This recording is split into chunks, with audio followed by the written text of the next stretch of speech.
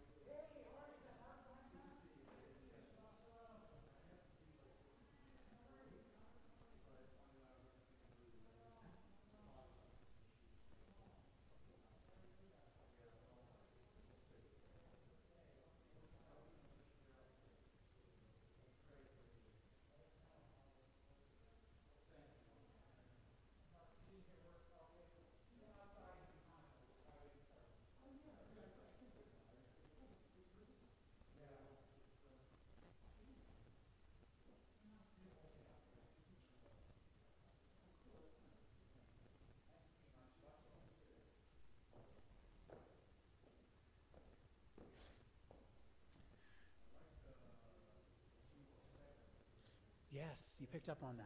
Good, I'm so glad. Shabbat Shalom to anyone who's joining us out there on our live stream. We're going to start in just a few moments. Our outdoor Hanukkah menorah lighting is lasting a little longer than anticipated. As soon as it concludes, we'll come here into the sanctuary where we'll start Kabbalat Shabbat. So glad you're with us. Shabbat Shalom.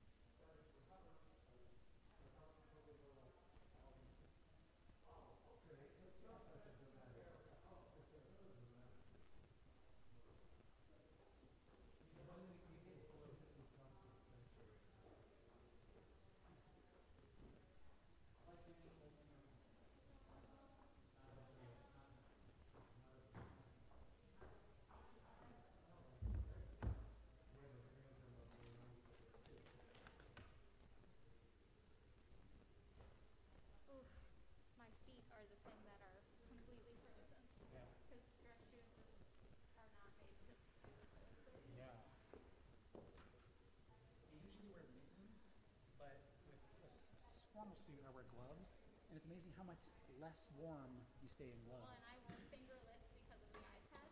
Sure, yeah. And then I'm like really cold. Yeah, seriously. It like sort of helps, but not really. Alright.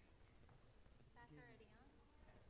I already gave both a sanctuary announcement and a live stream announcement that we are starting short. So. Thank you.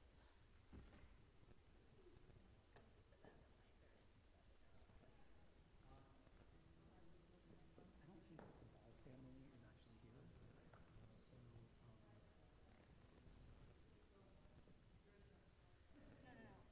So, No. The big one, one of the big Okay. ones. So,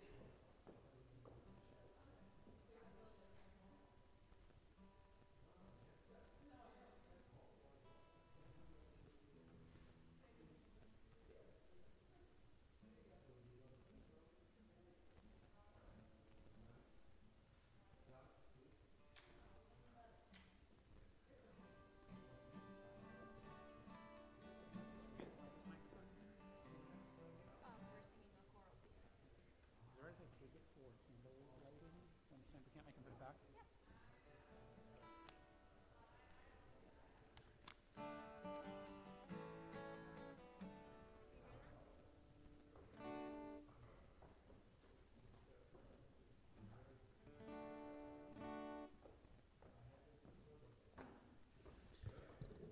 Shabbat Shalom to anyone who may be joining us out there on our live stream. Have no fear. You're not in the wrong place. You're not here at the wrong time. Our outdoor Hanukkah menorah lighting is just concluding, and in a few moments, the congregation will come indoors and join us here for Kabbalat Shabbat. So glad that you're with us. We'll begin shortly.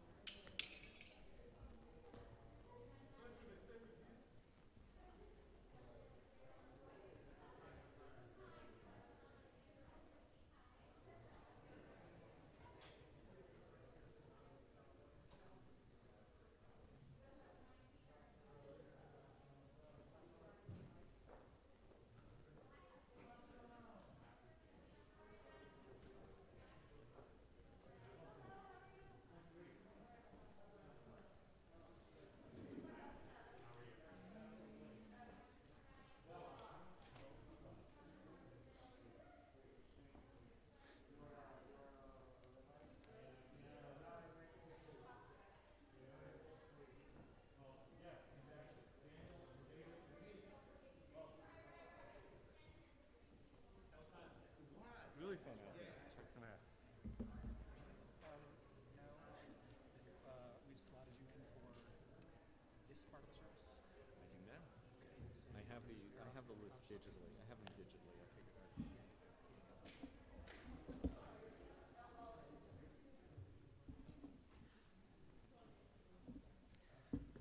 Welcome, everyone. We're just waiting for our friends who are at the outdoor menorah lighting to come and join us indoors. We'll be starting momentarily. Don't worry, you're not in the wrong place or here at the wrong time. We'll start shortly.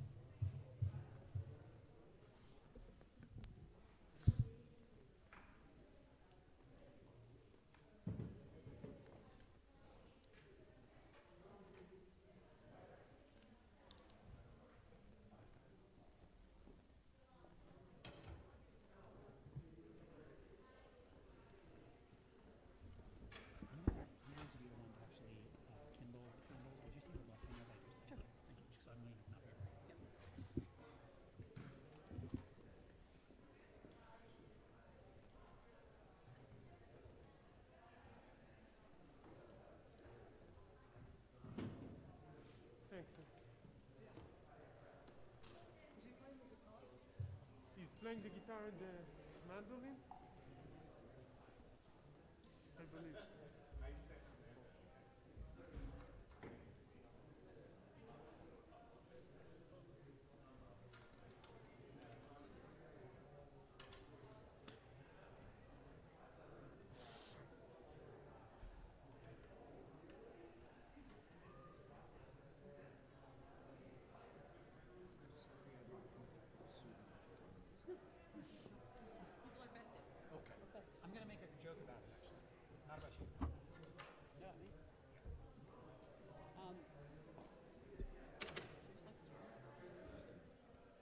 wasn't out there. Was there any? Was there more? Was there more?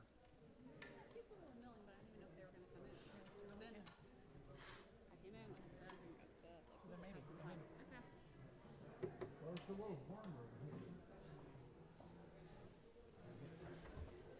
I'm with you.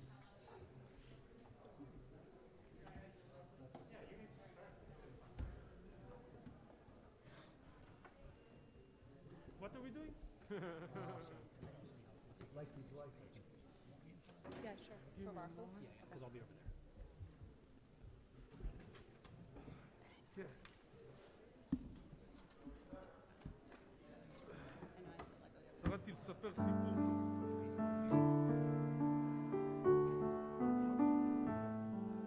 Oh, hear my prayer, I sing to you.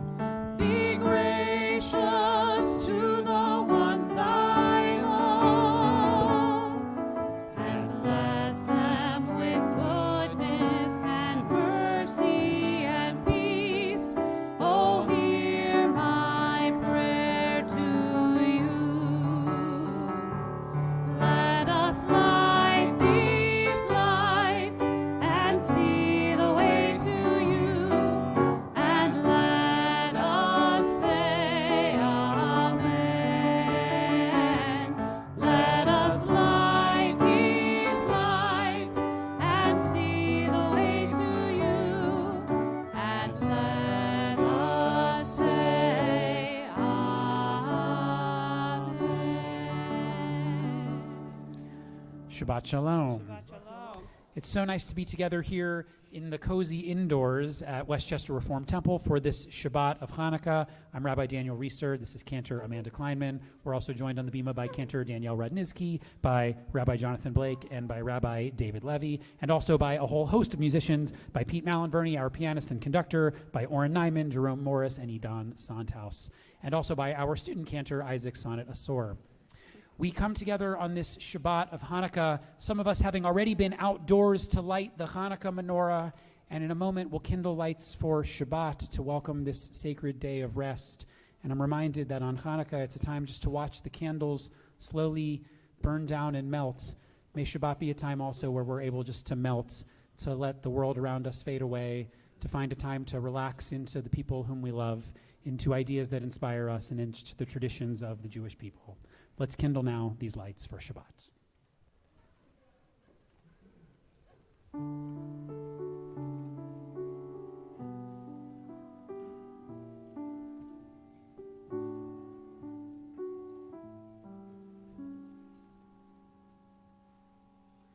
Baruch atah Adonai, Eloheinu melech haolam, asher kitshanu b'mitzvotav, v'tzivanu lehadlik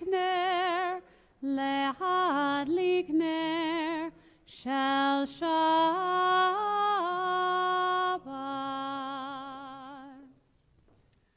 Having already had the chance to warm up our voices outdoors with some Hanukkah songs, we'll continue now immediately into our call to prayer, page 146. Would the congregation please rise?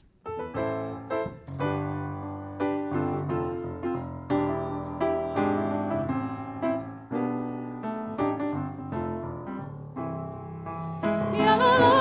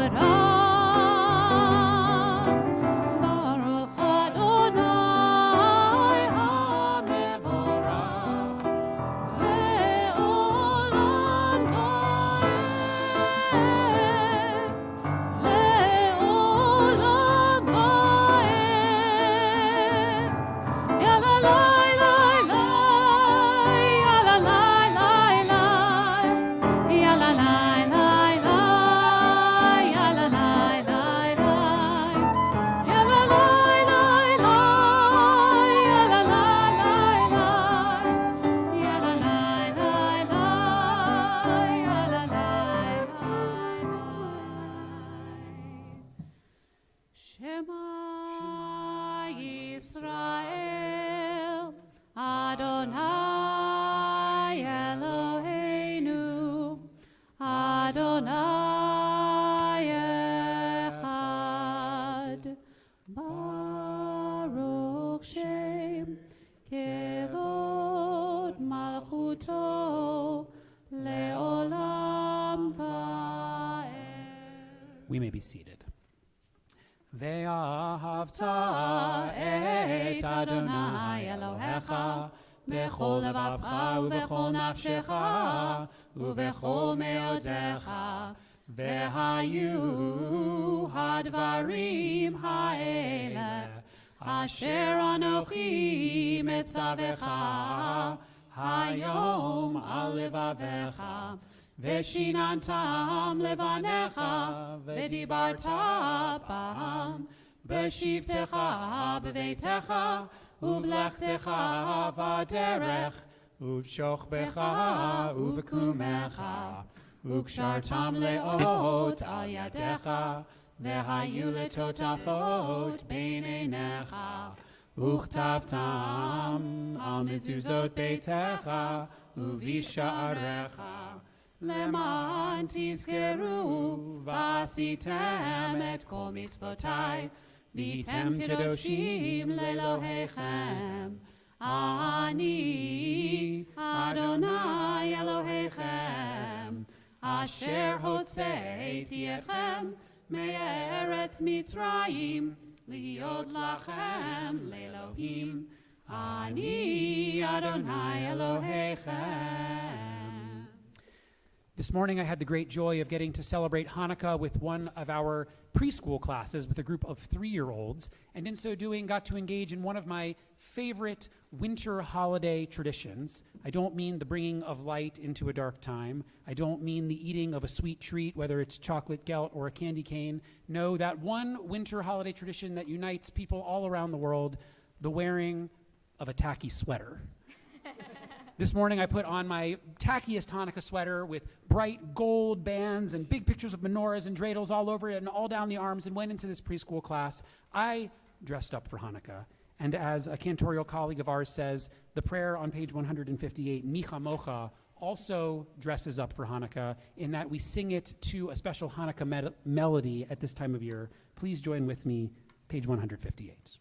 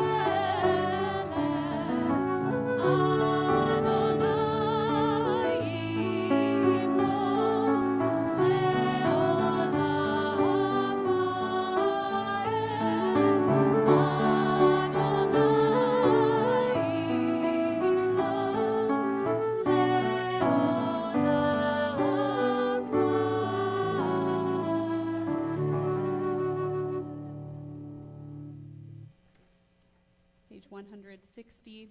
Hashkivenu Adonai Eloheinu l'shalom, v'hamidenu shomrenu l'chaim. Grant, O God, that we lie down in peace, and raise us up, our guardian, to life renewed.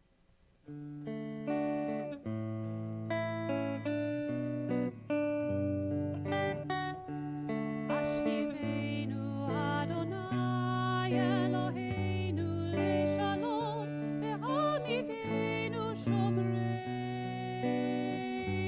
l'chaim. Hashkivenu Adonai Eloheinu l'shalom, v'hamidenu shomrenu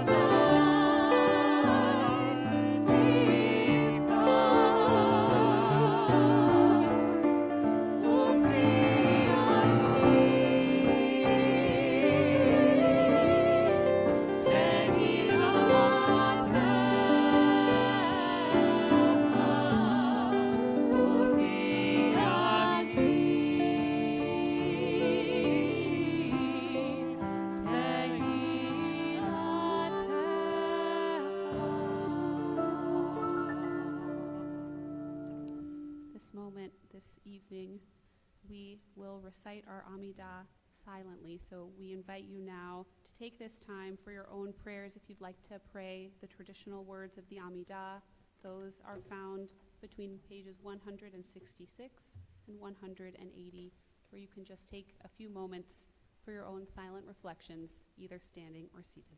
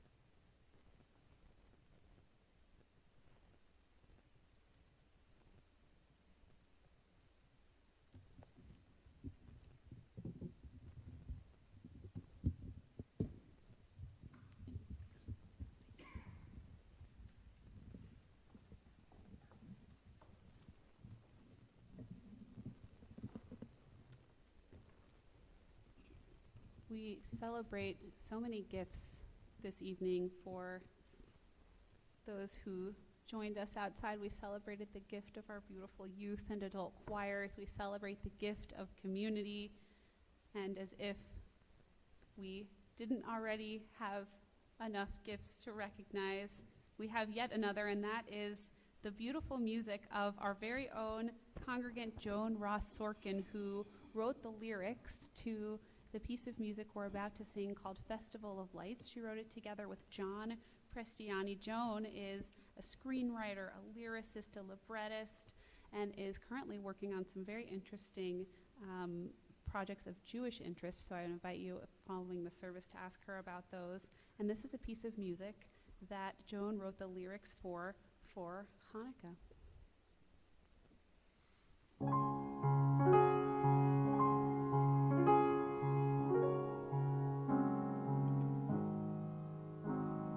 The lamp of oil burned oh so bright, not one, not two, but 8 long nights.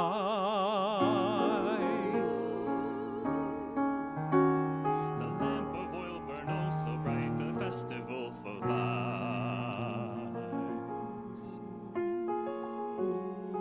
Jews rejoiced, they danced, they sang, not one, not two, but 8 long nights. They danced and sang for 8 long nights in a festival of lights.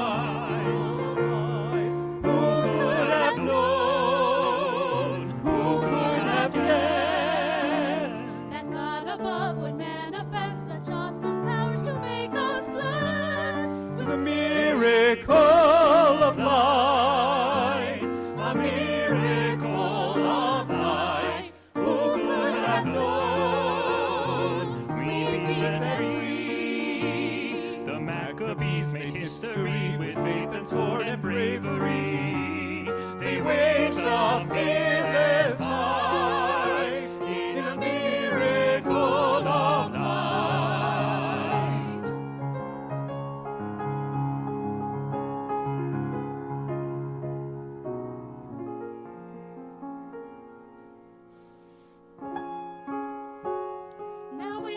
robes, the candles burn, not one, not two, but 8 long nights. 8 long nights. Commemorate and celebrate a truly wondrous sight. A festival, a gleaming, glowing festival of lights. A festival, a truly wondrous festival of lights.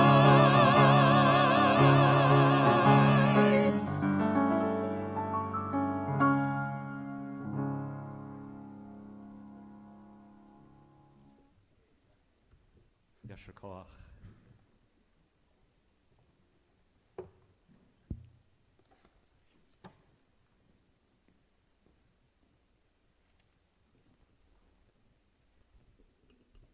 Whenever the rabbis want to better understand the nature of providence, they usually look to the story of Joseph.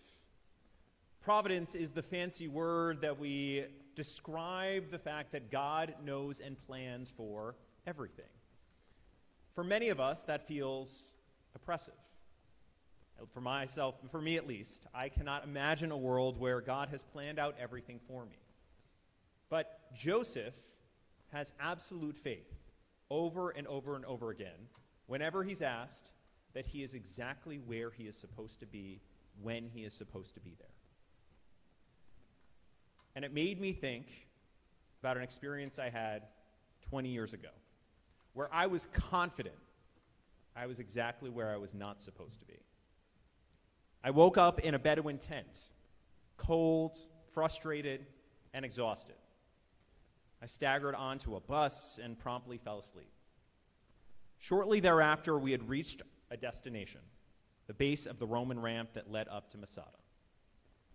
As I started to walk off the bus, I felt compelled to make it to the top for sunrise. I ran up that ramp until I arrived at King Herod's winter palace, eventually fortified by Jewish rebels who would give up their lives rather than live in slavery. At that moment, looking over the Dead Sea towards the Jordanian hills, I felt a connection to my Jewish birthright in a way that I never had before. I felt at home. I felt that feeling that Joseph talks about so regularly, that I was exactly where I was supposed to be and when I was supposed to be. And in that moment, I felt like God was present in my life for the first time. That is one of many moments I experienced on Birthright Israel that changed me forever. In many ways, Birthright was the first step in my becoming a rabbi, because it was one of the first experiences where I felt connection to Israel and the Jewish people as an emerging adult, and not through my parents. It also has had a huge impact on my rabbinate. Birthright was my first immersive travel experience, an opportunity to delve deep into a society, develop lifelong connections, and have crucial opportunities for introspective and extrospective learning. I've never forgotten the way in which it changed my life and perspective. It's why every time I see a 20-something in our congregation, the first question I ask is, when are they going on Birthright? We all know, however, that Israel today and always has been a complicated conversation. And that's why I didn't want to just tell you my own experience of why Birthright was life-transforming for me 20 years ago, but I wanted to invite a speaker, Dr. Zohar Raviv, here tonight to share about how Birthright is continuing this crucial conversation with our young people. Dr. Raviv is an international recognized Jewish thought leader and educator who serves as the International Vice President of Educational Strategy for Birthright Israel. His professional experience spans Israel, North America, South America, Europe, South Africa, and Australia, and he holds a BA in Land of Israel Studies from Bar-Ilan University, a joint MA in Judaic Studies and Jewish Education from Brandeis University, as well as a master's in Near Eastern Study and a PhD in Jewish Thought, both from the University of Michigan. Just got to keep going to school. So with that, I want to invite Dr. Raviv to share with us a few words about Birthright, and I know he is more than willing to continue the conversation after he has a chance to share with you at the end of services.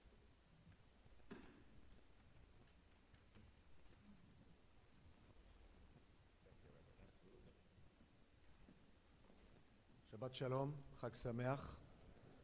Thank you for having me with you.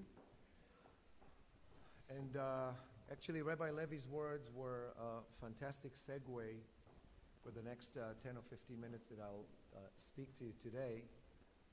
Because indeed, the world in which we live today is dramatically different, both world and Jewish world, than the world that Rabbi Levy experienced 2 decades past, which were also the very beginning of Birthright Israel, which celebrates 21 years. And today, in the year 2021, and with nearly over 750,000 graduates of the program, we are able to both be very proud of the achievement of Birthright Israel on behalf of the Jewish world, and at the same time be humbled by the enormity of the responsibility that lies on our shoulders as we try to think strategically of how to plan for the continued thriving of the Jewish people vis-a-vis its young generation. And when we speak about the young generation of Jews today in North America, other parts of the Western world, in Israel, I want to tell you as a very proud Israeli, a very proud Jew, and definitely a very proud educator, that I really believe that the young Jews with whom we work are an incredible generation to work with. They are intelligent, they are sophisticated, they are complicated, they are truly bothered by major issues that concern and should concern the world, and more than anything else, they truly believe in their ability to affect positive change on issues that matter to them. And these are all traits that we should applaud and be very proud of as part of a people. Having said that, we should also be cognizant of the fact that it is a generation that faces a number of challenges which are profound, and I want to share with you, not from a judgmental standpoint, God forbid, but from an observational one. Because we need to understand our young generation if we want to address it effectively and respectfully. And two major challenges that we face are that this young generation operates in a world that presents to us an inverse relationship between very high levels of accessibility to information on the one hand and a much lower ability to engage knowledge on the other. We live in a world of surfers without a diving license. And in that respect, I use the metaphor of surfing not because it is the lingua franca of the virtual world, you surf the web, but actually if you think about the act of surfing in the ocean, surfers, by the inner logic of what they do, are only attracted to whatever it is that makes waves. And the world in which we live today, perpetually, intentionally, systematically creates waves for the perpetual consumption of the average surfer. People surf, they don't dive anymore. To add to that, we are also operating in a world we're in, and we see this all the way from the grassroots level, social street discourse, and onto the highest levels of leadership in this country, in Israel, in other parts of the world. An inverse relationship, an alarmingly inverse relationship, between low levels of knowledge and very high levels of opinion. People have a lot to say about things they know absolutely nothing about. And as a matter of fact, the less they know, the more vocal they seem to get. I remember before COVID came upon us, I was in New York. And one Sunday, I opened a Wall Street Journal and I saw a fantastic cartoon that pretty much sums it up. It featured two senators arguing over an issue. Whatever the issue is irrelevant. And in the heat of the discussion, one of them looks at the other and says, "And don't get me started on issues I know even less about." Ladies and gentlemen, we operate in a world today that if you think about a triangle, at the top of which there is the word information, At one bottom there is the word knowledge, and at the other side there is word opinion. A lot of people today jump from information to opinion without any need to acquire knowledge on the issue. In that respect, one of the true mandates of education in general, and not just Jewish education, has truly turned on its head. If we grew up believing that the purpose of education is to turn question marks into exclamation points, we live in a world today where a lot of people at a very young age arrive at the educational setting already armed to the teeth with exclamation points. And the purpose of education today becomes the ability to take people on a process wherein they revisit their preconceived assumptions and remassage them into question marks again through context and complexity.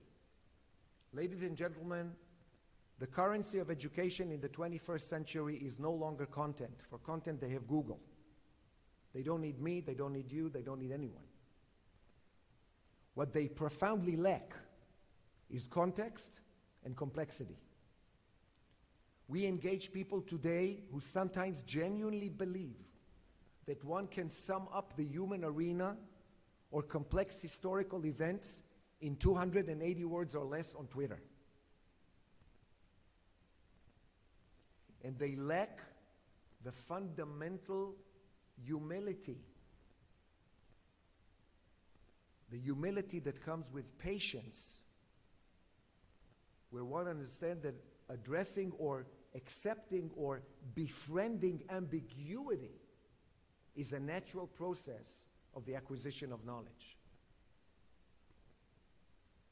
In that respect, I'm sure you can understand that being part of a family in a program that is the largest and obviously has the most responsibility in the Jewish world today, we bring 50,000 people a year, the burden of responsibility of engaging this kind of young adult today is truly awesome. But with your permission, I would like to add a little bit more complexity to the situation. And that is what happens on campuses today throughout the US and in the Western world. And here I would like to argue, based on a lot of research, a lot of thought, and a lot of interviews, that our young generation, our children, our grandchildren, our neighbors' children, the Jewish students today on campuses are at a true state of cognitive dissonance, and they should not be judged for it, but understood, and that we should support them and stand behind them. And I want to explain to you what I mean.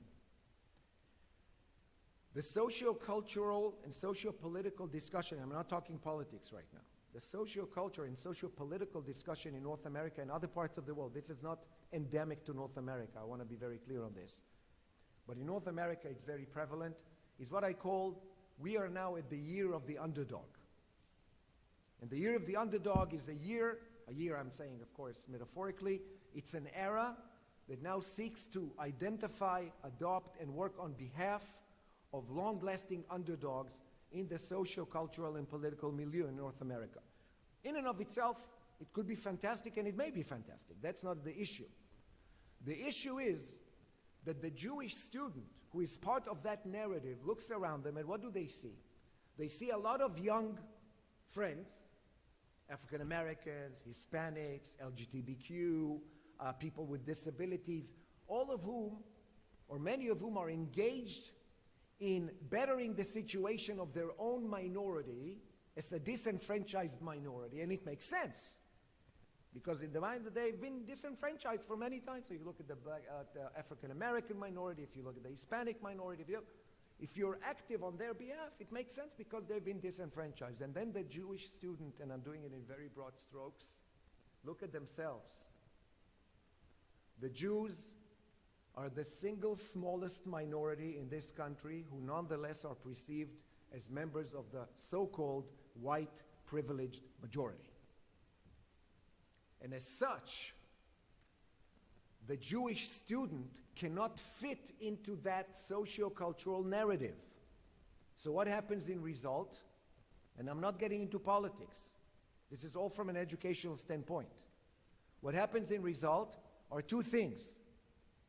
Many of the Jewish students, and that should be applauded again, become very active on behalf of other disenfranchised minorities. Fantastic. We should applaud this. It's actually a great statement of values. What becomes more complicated is that when Jewish students are trying to identify an underdog within a Jewish context and within an Israeli context, their grandparents lived in a world where Israel was the David and the Arab world was the Goliath. In the past 70 years, what happened was that this shepherd David turned into King David, and this King David turned into Goliath.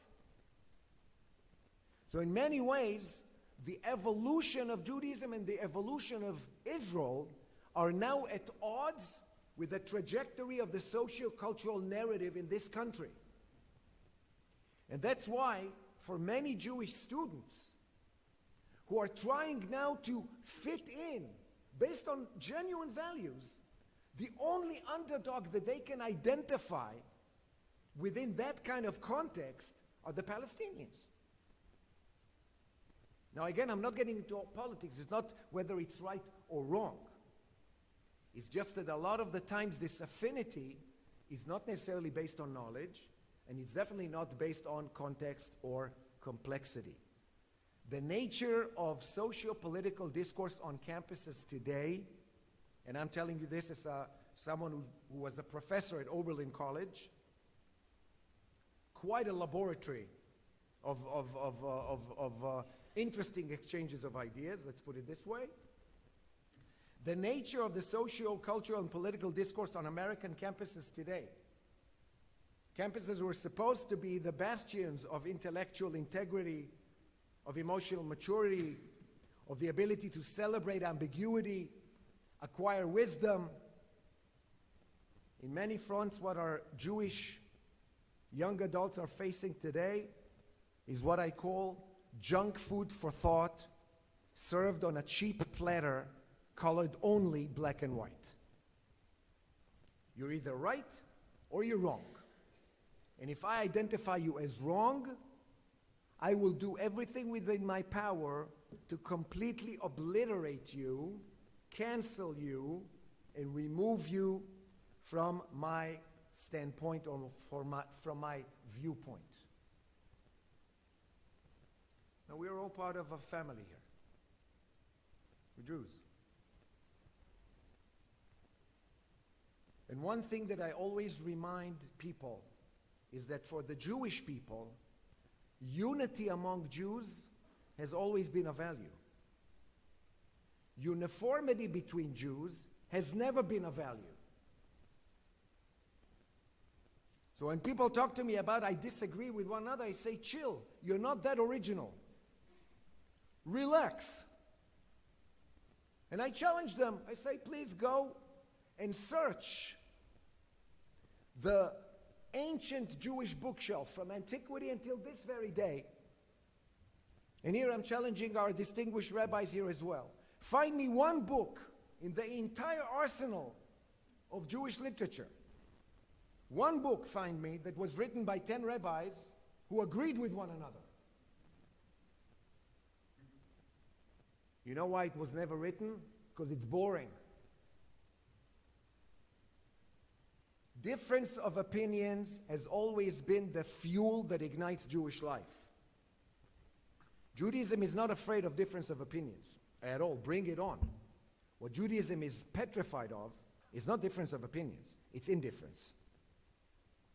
It's not people who sit around the table and argue with one another. It's the ones who don't come to the table. That's what Judaism is petrified of. And here I want to share with you something about the situation of our young generation on campus and many times off campus.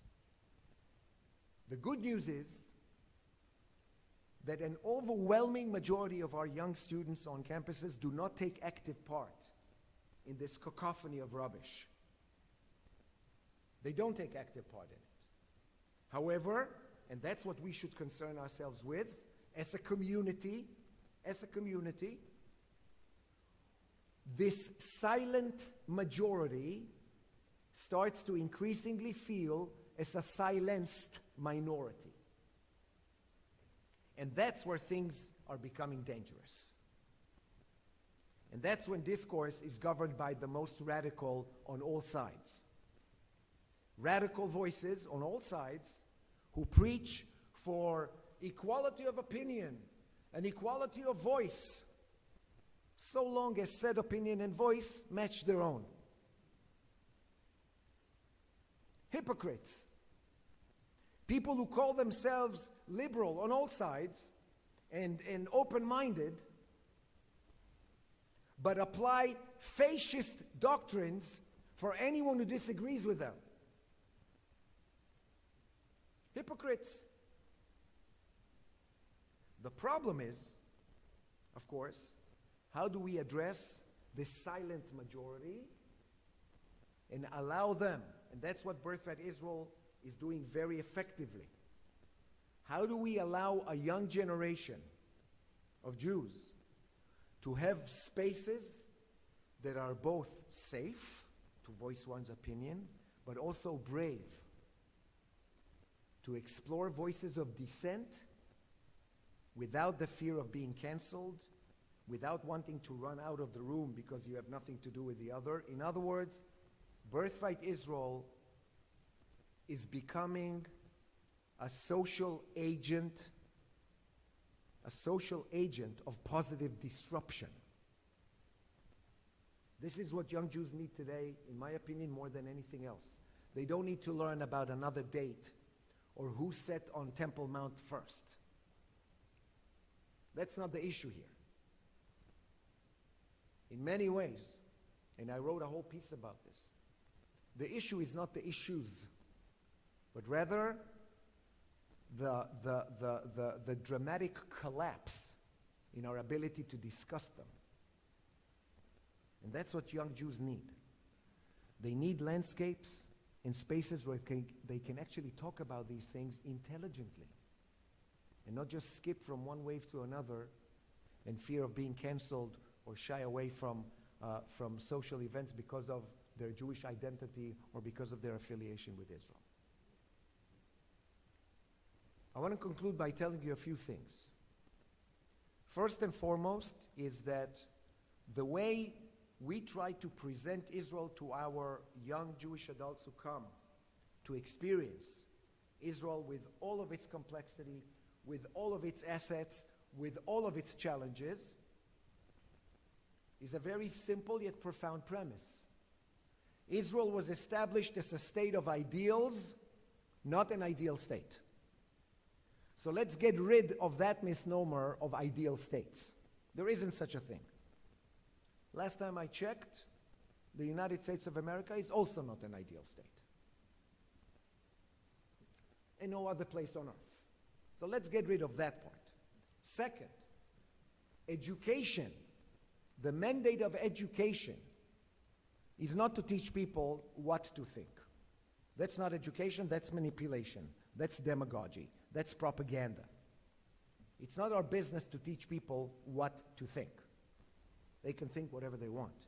Our mandate is definitely to teach people how to think, how to apply critical thought, how to understand context before you jump into a conclusion, how to be a little bit more attentive to nuance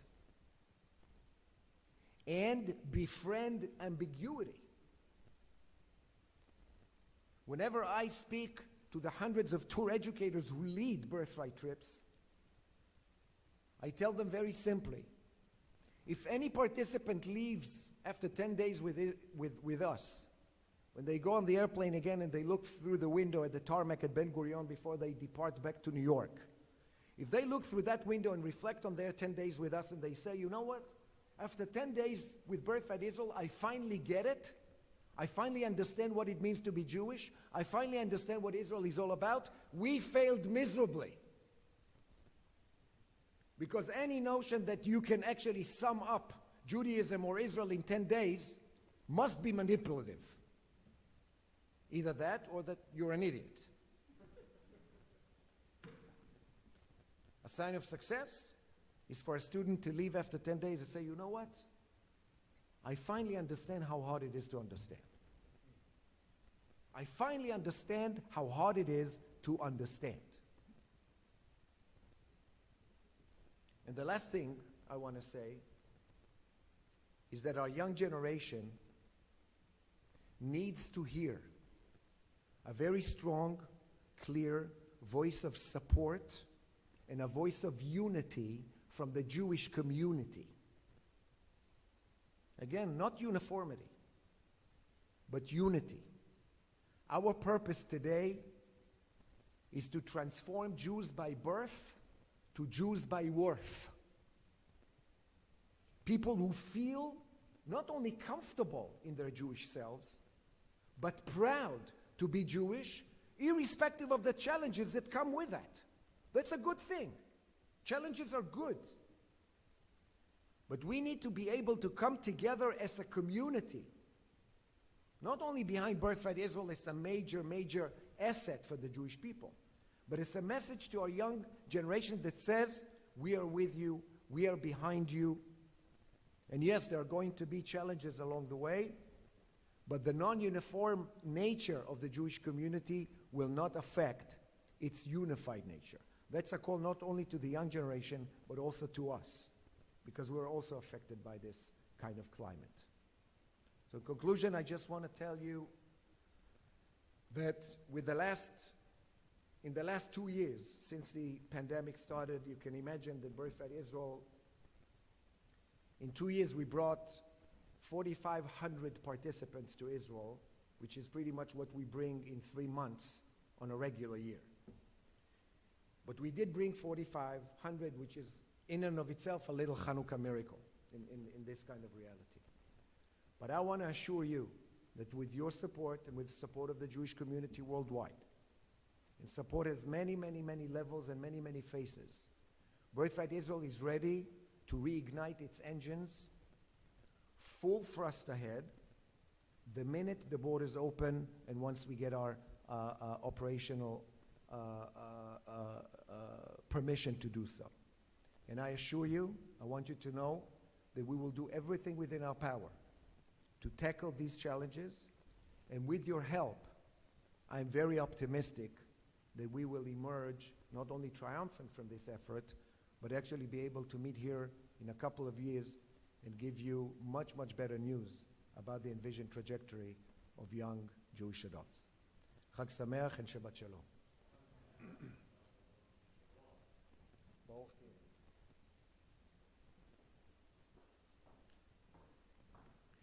Dr. Raviv Yasher Koach, thank you for illuminating us with such insightful comments on the need for nuance in the way we approach all subjects, and especially Israel. We're so grateful to have you in our community tonight. You've illuminated us as we illuminate this time of year through our Hanukkah festival. Welcome also to Marissa Levy and husband Evan. Welcome to Westchester Reform Temple from our regional office of Birthright Israel. We hope you'll always feel warm and at home here at WRT. This is a time for kindling light.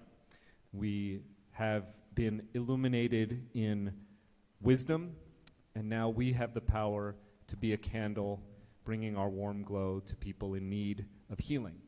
If you are caring for a person in your life who is sick or who is in need of spiritual strengthening, and you would like to share that person's name aloud before we pray on their behalf, you can stand, and when my eyes meet yours, you can offer your names.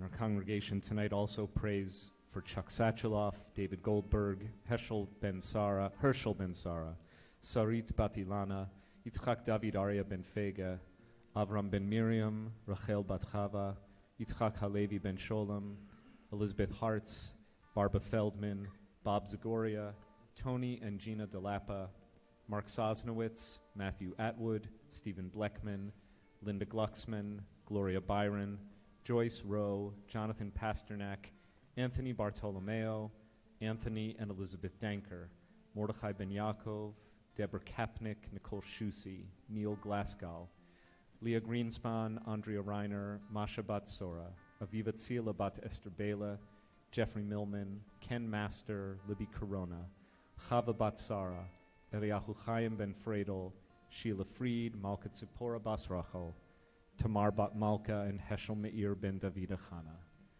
We can pray together if you'd like the words for our Misha Berach prayer as written by Debbie Friedman. They are on page 371.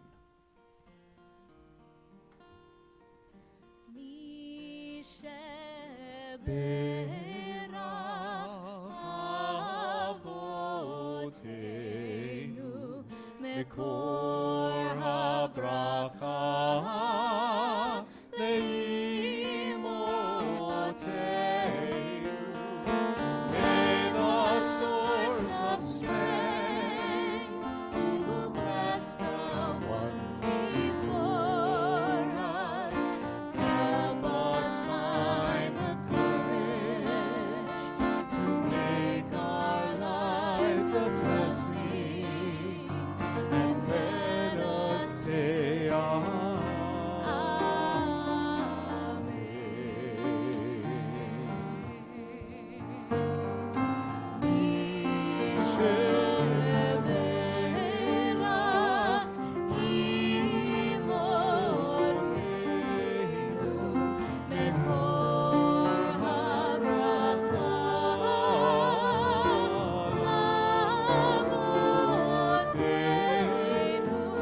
bless those in need of healing with refuah shema, the renewal of body, the renewal of spirit, and let us say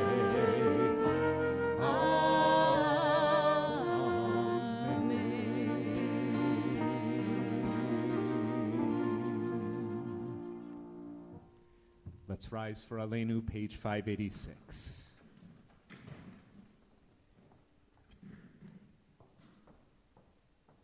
עלינו לשבח לאדון הכל, לתת גדולה ליוצר בראשית, שלא עשנו כגויי הארצות, ולא שמנו כמשפחות האדמה, שלא שם חלקנו כהם, וגורלנו ככל המונם, ואנחנו קוראים ומשתחווים ומודים לפני מלך מלכי המלכים הקדוש ברוך הוא.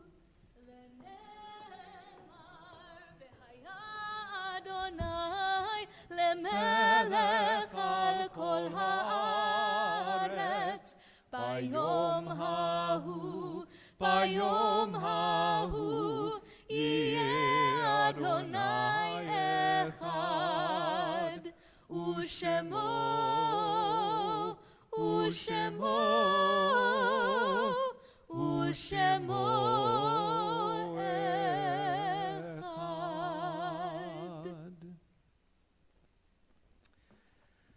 There's a midrash, rabbinic teaching that observes that when Moses was about to die and he placed his hands upon the head of his successor designate, Joshua, to invite Joshua to become the leader of the Jewish community and, like Moses, a prophet, that the transfer was complete, and yet Moses' own gifts of prophecy were not diminished. And the metaphor the rabbis used to describe this conferring of prophecy upon Moses' successor is that of a candle lighting another candle. The rabbis say, for when one candle lights another, no light of the former is diminished. And so it is with the love that has been given by the people in our lives who have died. Even after they are gone, the love that they have given and the love with which they kindled our souls continues to burn brightly and is never diminished. And so we bring to mind the light and the life of all those who died at this season in years past, and all those who've been taken from our WRT family in recent days. We'd like to invite mourners in our community to rise in the following order. If you are within the first 7 days of remembrance this Shabbat, would you please rise? Those who are within 30 days of remembering a loved one, please rise. If you are within a first year of remembrance, would you please rise? And if tonight you are commemorating a yahrzeit, would you please rise? And let us all stand with you in sympathy and in fellowship and add our light to your time of sorrow. As we acknowledge those taken most recently, Mitzi Sands, sister of Judy Weinberg, Lorraine Field, grandmother of Samantha Reamer and Amanda Reed, Rochelle Doris Flink, mother of Robert Flink, Michael Emil Browdy, father of Laura Greenfield, Harriet Podhoretz, mother of Jane Slevin, Norman Zimble, father of Ellen Rabina, Peter Heller, father of Wendy Pinker, Kenneth Glick, father of Darrell Paris, Dolores Moser, father of Robert Moser, grandmother of Jamie and Susan Moser, and sister-in-law of Joy Moser, and Stanley Franklin, uncle of Arlene Epstein and great-uncle of Stacy Bleckman. And those whose yahrzeit we commemorate tonight, Rosalind Burney, Jack Botchen, Martin Brandeis, Joseph Broder, Donald Birch, Esther Cooperman, Robert I. Edlitz, Gloria Elkin, Herbert Falk, Owen Freed, Hyman First, Lillian Gingold, Ida Gitlow, Harry Goldstein, Justin Karp, Burton Katz, Lynn Fortgang Katz, Ruth Kay, Seymour Klein, Leopold Koenig, Irving Landau, Patricia Lehrberger, Evelyn Levin, Charles Levy, Sophie Liebman, Helen Lustig Mart, Carolyn Matthews, Mark Miller, Catherine Myers, Norman Newman, Villain Rechlis, Bessie Rocklin, Alan Rosenberg, Frank Rosenzweig, Rose Ross, Maurice Rubinoff, Dorothy Ty, Pauline Schildkraut, Rita Scher, Abe Simon, Anita Simon, Phyllis Smith, Leonard Stern, Martin J. Wang, George Waxenberg, Warren Young, Herman Zelaznik, and David Zenkel. If you have additional names for our commemoration, kindly speak them at this time. Zichronam Baruch, let their memories be for a blessing. The words of the Mourner's Kaddish can be found on 598. We offer them together. Yikadal v'yitkadash shemei Rabbah, v'yalmad yivrach yirutei v'yamlich malchutei, b'chayechon u'v'yomechon u'v'chayei d'chol Beit Yisrael, v'agalau v'zman kari v'imru amen. Yehei shemei Rabbah mevarach le'alam alamei almaya, Yiparach v'yishtabach v'yipa'ar v'yitromam v'yitnaseh v'yithadar v'yitalev v'yithalal v'yitmeid kudusha b'richu le'ela min kol birchata v'shirata tushbechata v'nechemata damiran b'alma v'imru amen. Yehi shlam araba min shemaya v'chayim aleinu v'al kol Yisrael v'imru amen. Osei shalom b'mromav v'yaseh shalom Aleinu v'al kol Yisrael v'imru amen. Ose shalom bimromav hu yaseh shalom Aleinu v'al kol Yisrael v'yimeru amen.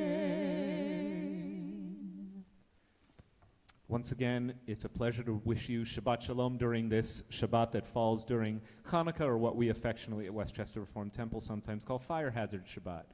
It's been lovely kindling lights outside, hearing the voices of our youth and adult choirs, celebrating the season with a little bit of sweet tastes and sweet togetherness, and we are so grateful to all who made it possible. Especially want to acknowledge our cantors tonight, to Cantor Kleinman and Cantor Radnizki, and to our cantorial intern, Isaac Sana Asor. Thank you for the beautiful music that started our evening.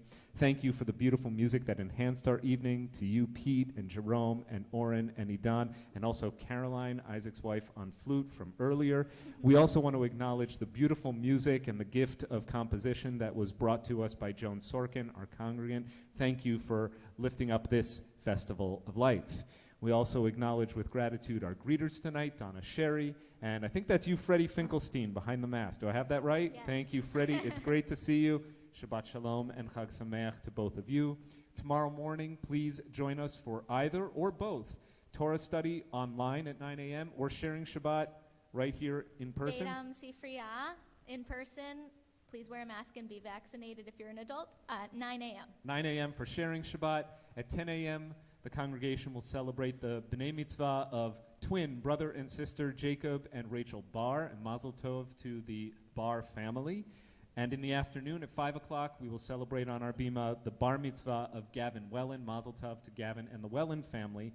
And then Saturday evening, tomorrow evening at 7 o'clock, there is an online Havdalah with Cantor Kleinman celebrating Havdalah, the end of Shabbat, and the 7th night of Hanukkah. At 7 p.m.? 7:30 p.m.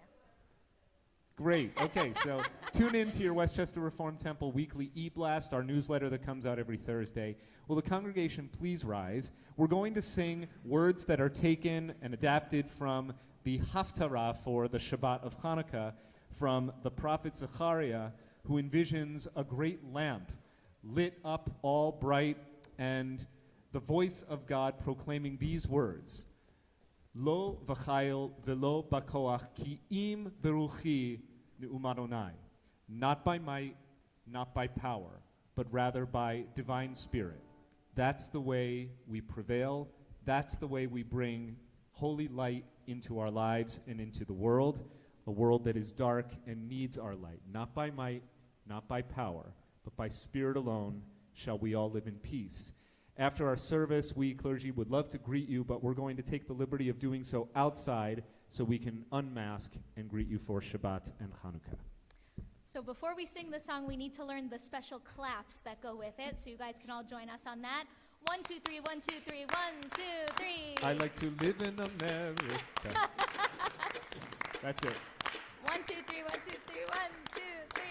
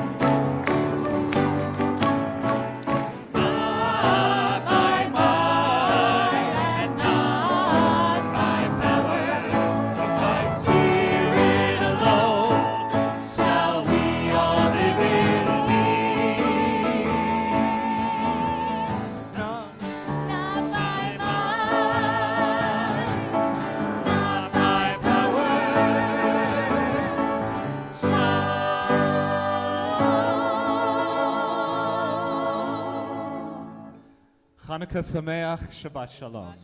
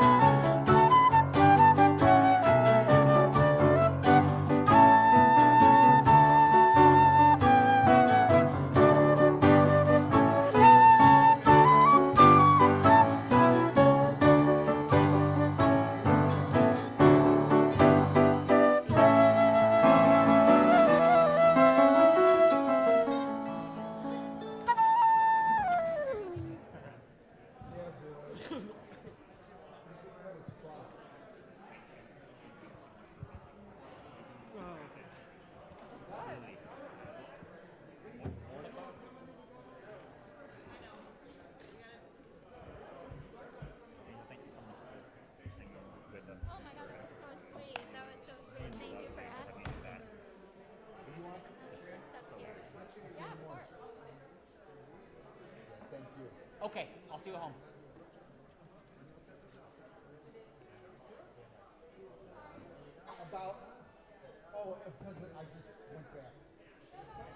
Thanks for everything.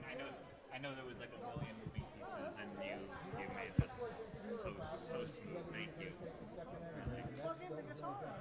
You know what? I just knew that it wasn't gonna that like. So we went straight there. But other than that,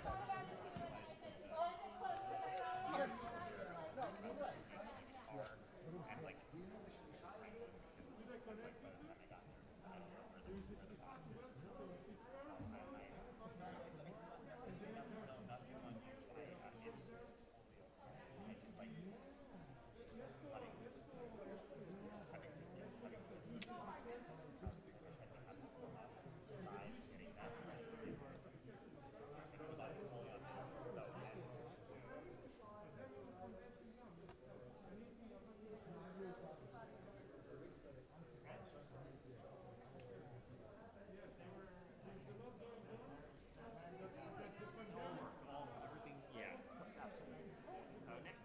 Tomorrow, yes.